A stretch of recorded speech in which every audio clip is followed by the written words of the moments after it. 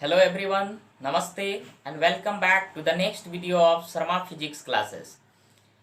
आज इस वीडियो में क्लास 12 का यूनिट फर्स्ट शुरू करने वाले हैं। आप लोग जो पिछले वीडियो पर लाइक कमेंट और शेयर किए हैं उसके लिए तहे दिल से बहुत बहुत धन्यवाद करना चाहूँगा। और उस कमेंट के माध्यम से हमें पता चला है कि यूनिट फर्स्ट ही शुरू करना चाहिए। तो चलते हैं, स्टार्ट करते हैं इलेक्ट्रोस्टैटिक्स क्लास 12 का यूनिट फर्स्ट। आइए दोस्तों देखते हैं। यूनिट फर्स्ट है इलेक्ट्रोस्टैटिक्स। तो इसमें पहला chapter electric charges and fields है, यानी स्थिर विद्युतिकी में पहला चैप्टर आज कवर करेंगे इलेक्ट्रिक चार्ज, विद्युत आवेश और क्षेत्र। ये इंट्रोडक्शन का वीडियो होगा, थोड़ा सा इसमें बताया जाएगा। ये तो खैर बाद में क्षेत्र बाद में देखेंगे। पहले हम लोग इलेक्ट्रिक चार्ज के बारे में देखेंगे, इस चार्ज को समझेंगे आज। उससे पहले हम आपको थोड़ा सा पीछे से बता देते हैं इसका। फिजिक्स का एक बहुत बड़ा ब्रांच है इलेक्ट्रोमैग्नेटिक, ठीक है।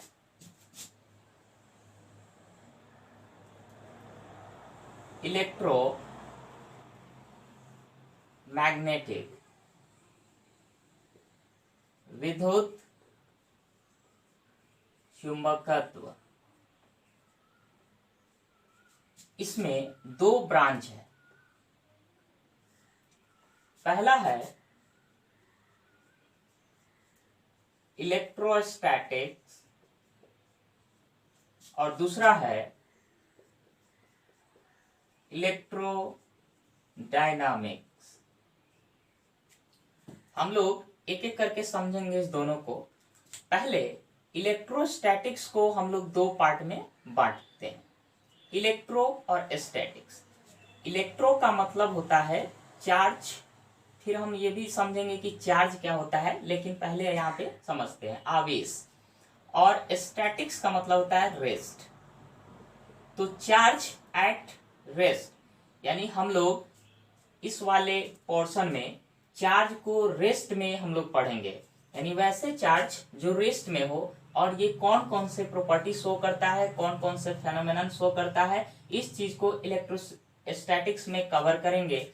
आपको बता दें, इसमें electric force, electric field, electric potential, capacitor वगैरह इसमें पढ़ना है।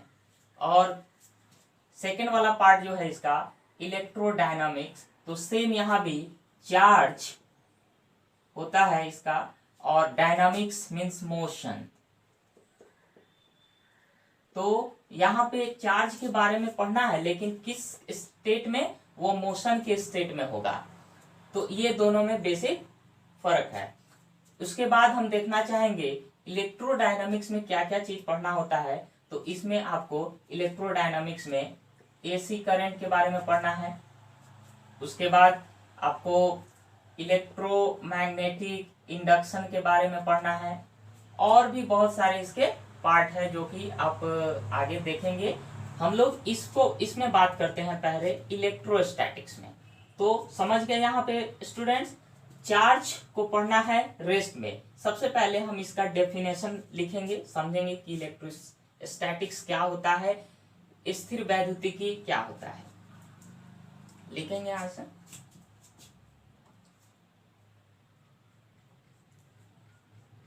Electrostatics is the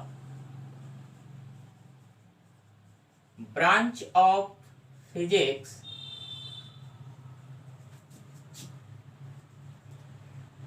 in which we study about charges at rest.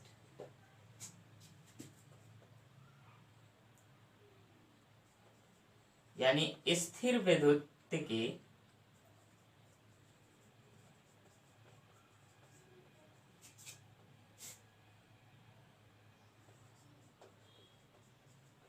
भौतिकी की वह शाखा है जिसमें हम आवेश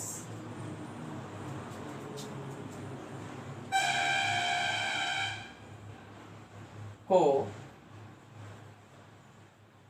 विराम की अवस्था में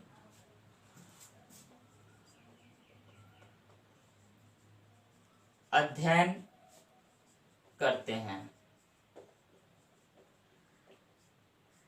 ठीक है, यहाँ पे स्थिर विद्युतिकी का यहाँ पे हम जैसे कि बताए हैं चार्ज को रेस्ट में स्टडी करते हैं, यही आपका ब्रांच है आपका फिजिक्स का। अब हम लोग बात करते हैं चार्ज के बारे में। हाँ तो स्टूडेंट, अब आगे हम लोग देखते हैं चार्ज के बारे में। आवेश क्या होता है? तो आवेश जो है किसी भी मैटर का एक इंट्रिंसिक प्रॉपर्टी है, एक लास्ट प्रॉपर्टी है, यानी उसका मूलभूत गुण है वो। जिस तरह से मास होता है वैसे ही इसका चार्ज भी किसी मटेरियल का लास्ट प्रॉपर्टी है। It is an intrinsic property of matter, यानी किसी पदार्थ का इंट्रिंसिक फंडामेंटल प्रॉपर्टी है, यानी उसको अब फर्दर डिवाइड कर किया नहीं जा सकता है। तो हम लोग आवेश की बात करें तो आवेश जो है इसका सिंबल हम लोगों ने Q रखा हुआ है। Q, कैपिटल Q भी यूज करते हैं, कभी कभी सिंबल स्मॉल q भी यूज करते हैं, तो हम लोग कैपिटल यहाँ पे फिलहाल यूज कर रहे हैं। उसके बाद अगर SI यूनिट का बात करते हैं तो SI यूनिट जो होता है इसका कूलम होता है। कूलम, यानी इसको सिंबॉलिक में C से भी रिप्रेजेंट करते हैं। ये एक स्केलर क्वांटिटी है, यानी इसमें कोई भी आपका डायरेक्शन नहीं होता है, ओनली मैग्नीट्यूड होता है, स्केलर हो गया। उसके बाद डायमेंशन की बात करते हैं तो चूंकि Q इज इक्वल टू होता है I करंट इंटू टाइम, तो यहाँ पे डायमेंशन भी हो जाएगा IT, या इसको कह सकते हैं AT। अब हम लोग चूंकि बताएं यहाँ पे कि मास के ही जैसा इसका होता है, मूलभूत गुण है किसी भी मटेरियल का, तो हम लोग देख लेते हैं मास और इसमें। लेकिन इससे पहले एक जानेंगे हम लोग यहाँ पे चार्ज जो होता है ये पॉजिटिव निगेटिव भी होता है, दो टाइप्स के होते हैं। Types of charge, positive, second में निगेटिव। पता है ये सब? जैसे हम लोग बात करते हैं पॉजिटिव की, तो पॉजिटिव जो होता है एक दूसरे से रिपेल करता है, यानी अलग हटना चाहता है, विकर्षण करता है। और निगेटिव भी वही काम करता है, विकर्षण करता है। लेकिन वही हम लोग पॉजिटिव और निगेटिव ले लें तो ये दूसरे से क्या करेगा? अट्रैक्ट करेगा, आकर्षण।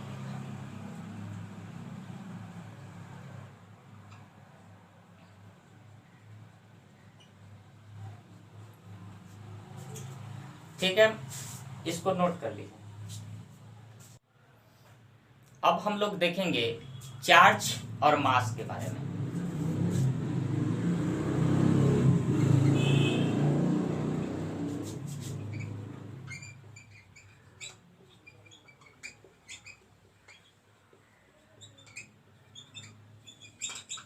यानी चार्ज हमेशा मास के साथ आएगा, लेकिन इसका उल्टा ठीक नहीं है। मास होगा तो चार्ज होना कोई जरूर नहीं है, हमारा चार्ज होगा तो मास उसमें रहेगा। यहाँ पे हम लोग देख लेते हैं चार्ज के बारे में। इसमें और इसमें रिलेशन का है या डिफरेंस का है। तो ये चार्ज जो होता है दो टाइप का होता है, पॉजिटिव निगेटिव, जैसे कि हम लोग बात कर चुके हैं। लेकिन एक फंडामेंटल इसका ये गुण होता है कि charge is independent of speed, यानी स्पीड पे ये डिपेंड नहीं करेगा, इंडिपेंडेंट होगा इस पे। चार्ज हमारा मास में क्या होगा, हमेशा पॉजिटिव होगा, और ये मास जो है स्पीड पे डिपेंड करेगा। जैसे m is equal to m not by root under 1 minus v square by c square. ये जो है mass of body at rest, और ये है आपका बॉडी का मास।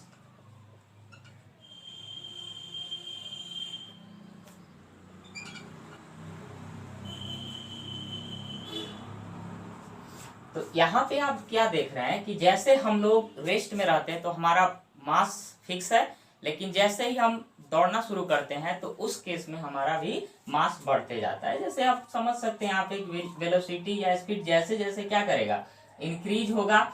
ये वाला हालांकि c बहुत ज्यादा है, इससे तो ज्यादा नहीं होगा, 1 माइनस है, तो ये वाला फ्रैक्शन क्या हो जाएगा, ये हमेशा 1 से छोटा होगा, तो 1 माइनस कुछ भी अगर घटा है तो 1 से छोटा हो गया। ओवरऑल ये फ्रैक्शन क्या होगा, 1 से छोटा में किसी चीज से डिवाइड किया जाए तो बढ़ जाएगा।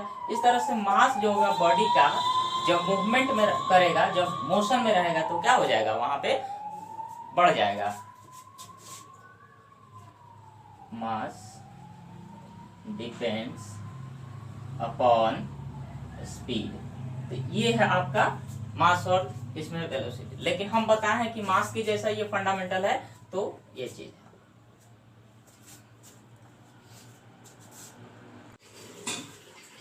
स्टूडेंट अब आगे देखते हैं हम लोग आवेश के संरक्षण का सिद्धांत, principal of conservation of charge. तो ये principal of conservation of charge क्या कहता है, principal of conservation of charge कहता है कि charge neither be created nor be destroyed, it can be transferred only. Note करते हैं इसको, charge neither be created nor be destroyed, it can only be transferred from one another. यानी charge जो है यह एक वस्तु से दूसरे वस्तु में ट्रांसफर होता है, इसका क्रिएशन नहीं होता है। इस चीज को हम लोग principal of conservation of charge कहते हैं। जैसे हम अगर इस एटम की बात करते हैं तो इस एटम पे क्या होगा, इलेक्ट्रॉन्स होंगे बहुत सारे। अगर इससे इलेक्ट्रॉन एक निकल गया तो इस पे क्या हो जाएगा, एक पॉजिटिव आ जाएगा चार्ज, और जिससे ये ट्रांसफर किया है, जिसको ये दिया है, उस पे क्या हो जाएगा, अगर मान लेते हैं बी को ये दिया हुआ है एक इलेक्ट्रॉन, तो यहाँ पे एक निगेटिव हो जाएगा। तो ये दे दिया इसको तो यहाँ पे पॉजिटिव हो गया, तो लेकिन ये दोनों का क्या होगा, सम करने पे 0 होगा। तो अगर इसको देखा जाए तो चार्ज का प्रिंसिपल ऑफ कंजर्वेशन जो है यह कहता है कि the total charge of an isolated system is constant। जैसे इसको एक एग्जाम्पल के थ्रू समझते हैं हम लोग। यहाँ पे मेरा एक वस्तु है, एक ऑब्जेक्ट है, एक यहाँ पे, थोड़ा सा इसको पढ़, जैसे मान लेते हैं यहाँ पे 2 कूलम्ब का है, 3 कूलम्ब का है, यहाँ पे आपका -2 कूलम्ब का है, या 1 इसको करते हैं, समझते हैं बस, जनरली इसमें कुछ है नहीं। यहाँ पे आपका 3 कूलम्ब का अगर एक दूसरा है और 2 कूलम का है और -4 कूलम का है। तो इस दोनों को अगर एक जगह लाया जाए, सॉरी ये जो है यहाँ पे नहीं पता है तो हम निकाल सकते हैं, क्योंकि कांस्टेंट होता है तो दोनों को ऐड करते हैं। देखिए यहाँ पे Q1 plus Q2 plus Q3 is equal to Q1 dash plus यहाँ का अगर देखा जाए तो Q2 dash plus Q3 dash. Check करते हैं यहाँ पे +2 +1 -2 इज इक्वल टू, इधर भी वही होगा 3 + 2 और यहाँ पे नहीं पता तो Q रख सकते हैं हम तो। चेक करें यहाँ पे ये कट गया, यहाँ पे 1 हो गया इज इक्वल टू 5 - Q, तो इस प्लस Q यहाँ पे Q is equal to -4 coulomb आ जाएगा। तो इस तरह से हमारा प्रिंसिपल ऑफ कंजर्वेशन से क्वेश्चन बनता है कि अगर कोई आइसोलेटेड सिस्टम है तो वहां पे क्या हो जाएगा, इस दोनों का सम कांस्टेंट होगा, 0 हो जाएगा, यानी दोनों को मिला करके 0 हो जाएगा, यानी इसका और इसका नेट जो होगा इक्वल। ठीक है, आगे हम लोग कंजर्वेशन ऑफ प्रिंसिपल तो देख लिए, अब पढ़ेंगे principal of conservation of charge देख लिए, अब पढ़ेंगे क्वांटाइजेशन ऑफ चार्ज। आइए देखते हैं।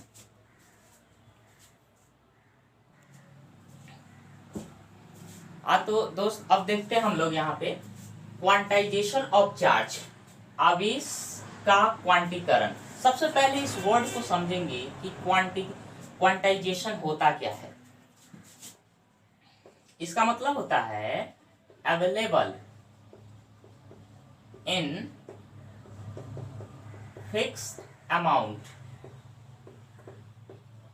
यानी किसी निश्चित संख्या में या निश्चित अमाउंट में इस चीज का पाया जाना क्वांटाइजेशन कहलाता है। जैसे हम आपको बात करते हैं, अगर हम कहीं मान लेते हैं ये मार्कर ही खरीदने जाते हैं, तो हम 1 मार्कर खरीदेंगे, 1 मार्कर खरीदेंगे, नहीं तो 2 खरीदेंगे, नहीं तो 3 खरीदेंगे। ऐसा नहीं हो सकता कि 1.5 खरीदेंगे, 2.5 खरीदेंगे। तो इस चीज को हम लोग क्वांटाइजेशन कहते हैं। तो चार्ज का क्वांटाइजेशन होता है, ठीक है। लेकिन इसके लिए हम लोग एक न्यूनतम फिक्स करते हैं कि चार्ज एक न्यूनतम क्या होता है, उस चीज को हम लोग बोलते हैं फंडामेंटल। उस चीज को हम लोग यहाँ पे लिखते हैं सबसे पहला फर्स्ट में, the smallest charge of N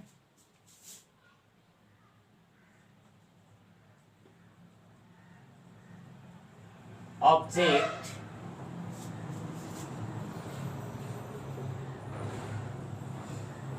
found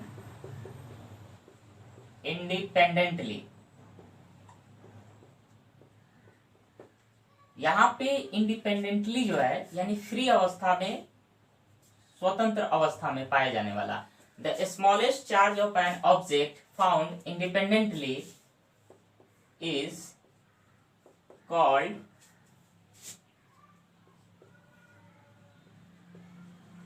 fundamental charge, या यूं कहे कि the charge on an electron is, that is E, is equal to 1.6 into 10⁻⁻19 coulomb.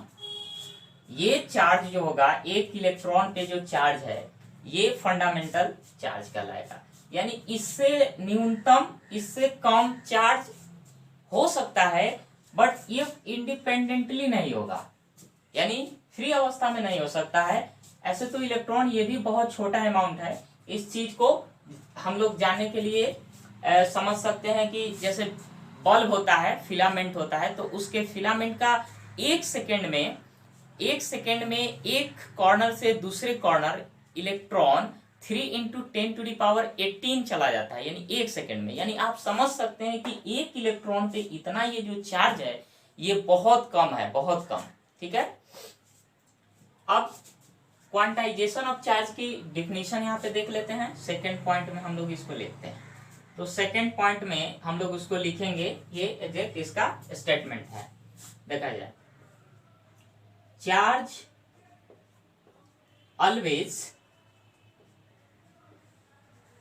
Exist in integral multiple of fundamental charge. क्या होता है फंडामेंटल चार्ज?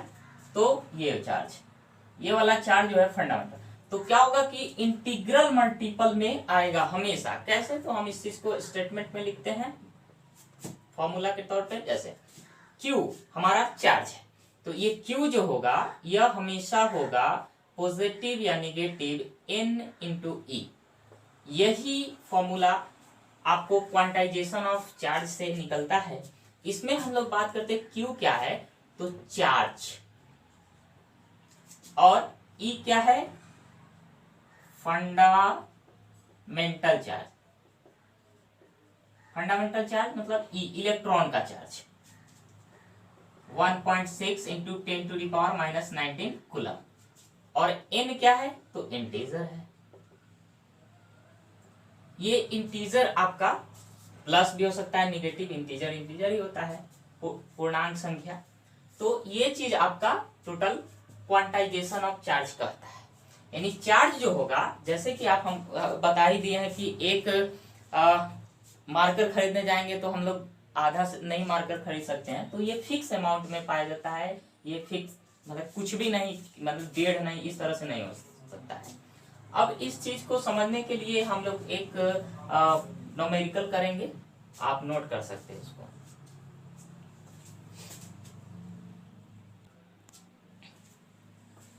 हाँ, तो student जैसे कि क्वांटाइजेशन ऑफ चार्ज की बात हम लोग कर रहे हैं, तो Q is equal two plus minus NT था। और इसमें हम लोग बात किए थे कि Q जो होगा वह होगा E हो सकता है, 2E हो सकता है, 3E हो सकता है, 4E हो सकता है, dot dot dot, plus NE हो सकता है। और दूसरा -E भी हो सकता है, -2E, -3E, -4E, dot dot dot, -NE हो सकता है। तो ये आपका Q हो गया। अब ऐसा नहीं हो सकता है कि Q is equal to 2.5E हो जाए, ऐसा नहीं होगा, ये गलत है। -1.5E हो जाए, ऐसा एग्जिस्ट नहीं करता है। ये क्वांटाइजेशन के जो नियम है इससे ये अलग हो जाएगा, यानी इसका अगेंस्ट हो जाएगा। तो हम लोग ऐसा नहीं लिखते हैं, ये चीज हमारा है। तो यहीं से हम लोग ये फॉर्मूला ड्राइव कर लिए, निकाल लिए। अब हम लोग एक न्यूमेरिकल करेंगे।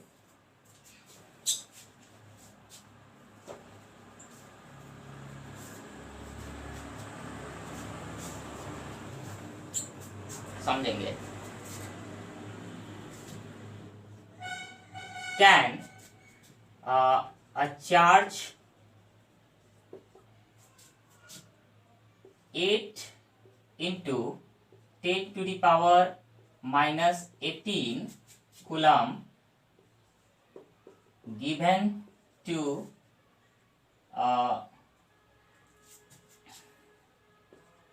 another